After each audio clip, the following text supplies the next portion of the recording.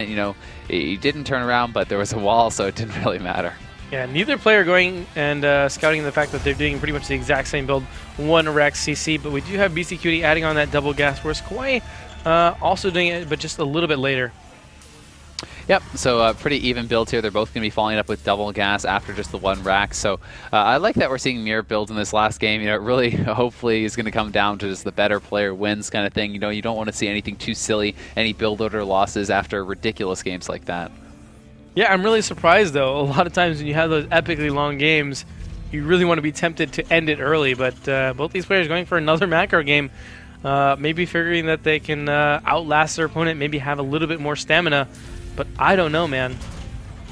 Yeah, that could definitely come into play too, man. So sometimes it's like you could just be totally just out of it after something like that. And for Kawhi, it's got to be horrible. I mean, he played that exceptionally long game and then lost. You know, BC at least can kind of rest his laurels on the fact that he won. You know, yeah, it was worth it. Yeah, exactly. Kawhi got nothing out of it. Oh man. It's like walking like 10 miles and realizing that the place that you're going to is like closed or something. You actually walk 10 miles in the wrong direction, so you have to walk 20 miles. Yeah, that's true. Yeah, it's pretty much what it is, man. And that's rough. I don't want to walk 20 miles. I want to eat. That's true. So right now we do have factories coming out from both players. Beastie looking like he's going to transfer it onto that reactor. And Kawhi not with it in the same position, but still has that reactor going down on the barracks. Yeah, so it's looking, once again, you know, pretty similar stuff. We're going to have actually Starport and Reactor Hellion, so I think that BC's actually just going to do the Marine Hellion push, or it could be just like okay, Tech Lab going down. That's kind of interesting. Do you think it's going to be Hellion Banshee then? I don't really know. Both of these players are capable of so much, but I would imagine so with the positioning of that Rax and Starport. But Hellion Banshee, not a very common strategy, I guess. In the meantime, though, we are going to see, I think, that Starport switch with the Tech Lab here from the factory for Kawhi. But there goes the scan, perfectly timed at 6:30. You're always going to see that in TvT. Players generally scan at this exact time. But what has Kawhi seen so far from his opponent? Pretty much nothing. Yeah, really nothing at all. I mean, he's completely in the dark here. He did see that it is going to be, okay, Raven. So it's going to be a Raven. He's going to be producing 2 Hellions at a time, getting another Tech Lab. So possibly just moving into Mech here. Entombed is a really good map for Mech, but no, I don't know, man. He's gonna lift that Rax and land it on the reactor, I guess. Or is he? Or is he just gonna put down another factory? I'm kind of confused. Okay, he's building even another reactor, so yeah, it should be Mech. I mean, I think he's gonna put down 2 factories, and he's gonna go double reactor Hellions perhaps, and then factory. Or what do you think? I mean, I'm kind of confused. That the Raven generally makes sense to go Mech with it, but he's building these extra add-ons, and he's not really using them just yet. I have no clue. We always see the Starport swapping to the reactor. We see tanks getting a siege mode on the way. So he still actually has the potential to do any one of those things. Now, as you mentioned, the Raven being out is a little bit odd, but he did scout the positioning of that Tech Lab, but instead it's going to be used for combat shield, so not swapping it with that Starport, opting to go into Bio once again here. We do see that Tech Lab coming down to the factory, so we're going to go for those tanks as well. But yeah, when you're going Mech, having that Raven out for PDD is so good, because obviously the opponent, if they're going Bio, the Marauders are really what is a danger to you in the early game. But right now we do have a bunker up for both players, both of them still playing relatively defensively. 65 supply compared to the 70 with Beastie in the lead. Looking at the Harvester count, 43 apiece, so they have both been producing STVs pretty much non-stop. Vikings coming out from both players. But we do see Kawhi starting to go for those infantry upgrades right now. Yeah, and I mean, it will be interesting to see exactly how everything is going to pan out, because Kawhi, for now, is just focusing heavily on Bio. It looks like he's going to continue to do so, adding on a 4th Rax. He's getting some Vikings out. Finally, the extra 2 factories are going to go down. He's built so many reactors, so he's going to be going up to 4 factories here, I do think, very shortly. And he's going to be focusing a lot on Hellions, so he really seems to love the Hellions, man. A lot of the times when I've seen him go Mech, he really gets a lot more than the other players. He loves that double reactor Hellion, whereas most players are going to go 3 Tech Labs and 1 reactor when they're up to 4 factories. Yep, we did see Hellions trying to dart into the 3rd and scout for an expansion. Now, even though this expansion is down for Kawhi, so he is at 3 command centers, he has not lifted it over, and so Beastyqt unable to do any damage or get any real scouting information from that. Yeah. And in the meantime, we do have the Hellions smartly scouting off pretty much every other base on the map. Does not want to lose to any city hidden proxy bases or anything like that. And in the meantime, he's going to start his own third command center. It's a little bit behind Kawaii's, but he should be relatively fine. Again, he is going for mech, so you expect the bio player to be expanding faster. Nice scan here from Beastyqt. He sees the army of KawaiiLighT going after those rocks to the third, so you can expect that command center to be going down relatively soon.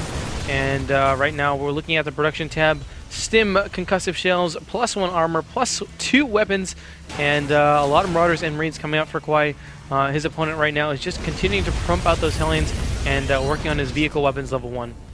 Yeah, so it will be behind, obviously, on the upgrades. But that's standard as mech. You very, very rarely are ahead in upgrades against a Vile player when you're going for mech, because it's so gas intensive that it's hard to kind of allocate that extra gas, whereas, you know, bio is much more mineral intensive, so all the extra gas you have can go into the upgrades, the medevacs. And we see that the third base was up a little bit earlier here for KawaiiLighT, which is nice, and he's definitely going to have to expand more aggressively because he's going for a much less cost-efficient unit composition. Right, and he wants to be able to utilize that mobility of the dropships, the Stim Marines and the Stim Marauders, and actually use that for map control, use that to establish this fourth and maybe these fifth bases, and then starting to pressure his opponent, which is going to be a lot slower, and especially even getting up to supply. And this game, we finally see what we're normally used to seeing with a bio versus mech army. Our mech player, Beastyqt, down in supply versus our bio player KawaiiLighT, who is ahead in supply 137 to 116, and now darting forward here. And where is that Raven to drop the PDD? There it is, and that's going to actually allow him to continue to hold this Ilnaga tower.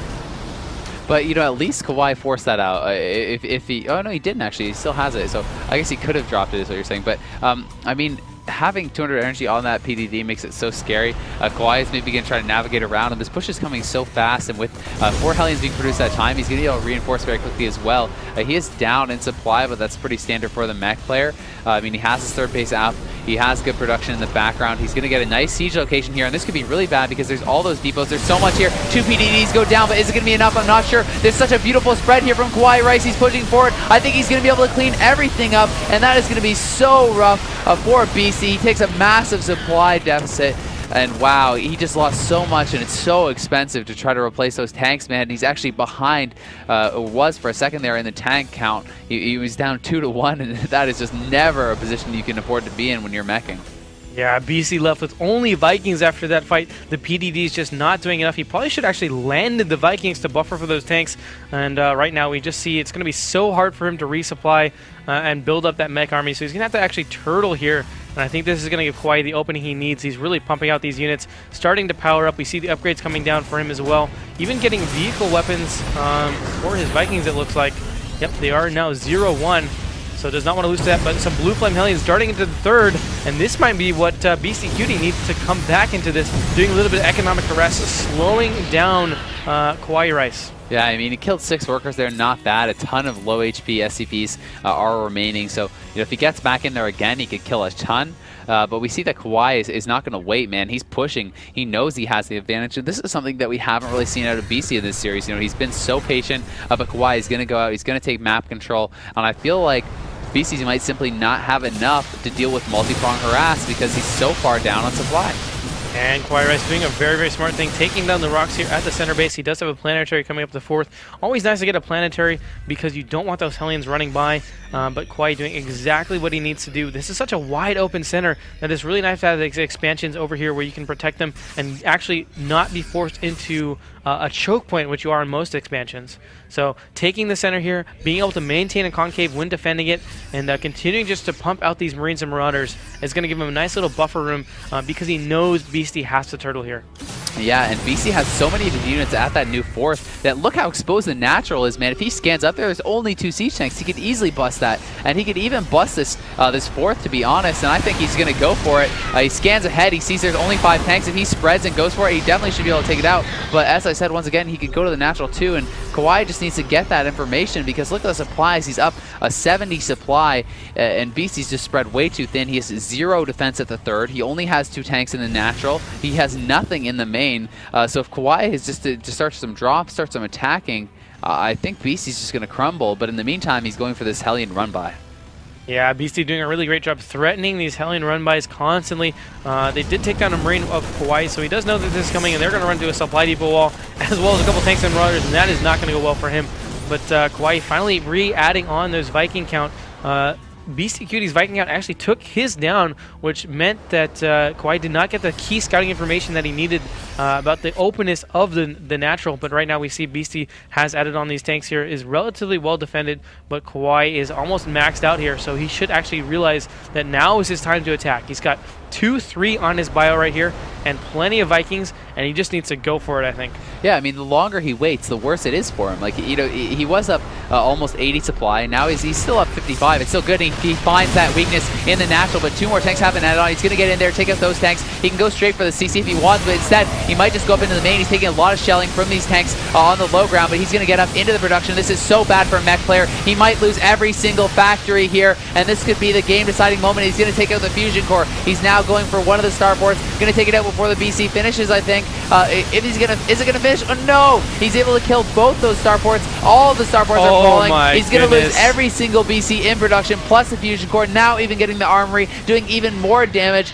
taking an absolutely massive lead. And I don't even know what BC was thinking there, trying to go for 3-port battle cruisers versus a bio player at 130 supply. But right now, Kauai up at 150 compared to the 125, doing a ton of damage. We see a little bit more units darting over here to the 5th base for Beasty. And they are instantly going to take that out, getting there before the planetary who had finished morphing. And right now, Kauai, which is a couple of Vikings, camping over these starports, as we do see one more battle cruiser in production here. Yeah, and I mean, that one battlecruiser is going to be the only one out for quite a bit of time. He's just actually producing the starports right under those Vikings, and I'm not so sure about that. It seems a little bit preemptive. I'd like to see that, you know, Kauai add these extra CCs into orbitals, man. He has like 4 CCs that are just command centers. They're just sitting around. They're not actually orbitals, so he's not actually getting anything from them. And as a result, his income isn't nearly as good as it should be. I mean, each orbital is worth like 5 SCVs, so he could effectively have about 20 more harvesters. And looking at the 12 o'clock base, we see a massive blue flame Hellion run by, but it does get shelled by this planetary fortress, and even loads into the planetary to save his SCVs. Very cute move here as the Hellions again running into that supply depot wall, and looks like the Hellions should be here to take, or sorry, the Marauders should be here to take care of the Hellions, trying to break through one of those supply depots, but that's just not going to work. Yeah, it definitely is. It just takes so long for those Hellions to be able to take out those depots, and hilariously enough, there's actually a gap there. He could have ran through, man, and Marauder just walked through that depot wall. No, actually, the smart thing is that you can actually stagger your... I thought Marauders were as wide as Hellions, are they not? No. Oh, really? Wow. So when you're going bio versus mech, that's what you do. I think Boxer showed it off once in one of his GSL matches. If you checkerboard them, the SCVs and the bio units can actually run through, but Hellions cannot. So very little known fact, but really cute to see Kauai knowing that. And now Kauai going for battle cruisers of his own. What the heck is up with this TvT battle cruiser? And normally we see this versus a heavy meching transition, but we saw BC going for it first, and now Kauai going for it relatively early, but he is at 175 supply, ahead of Beasty's 138 here. But the Hellions trying to get a lot of SCV kills. They do get a nice little chunk as they bunched up there.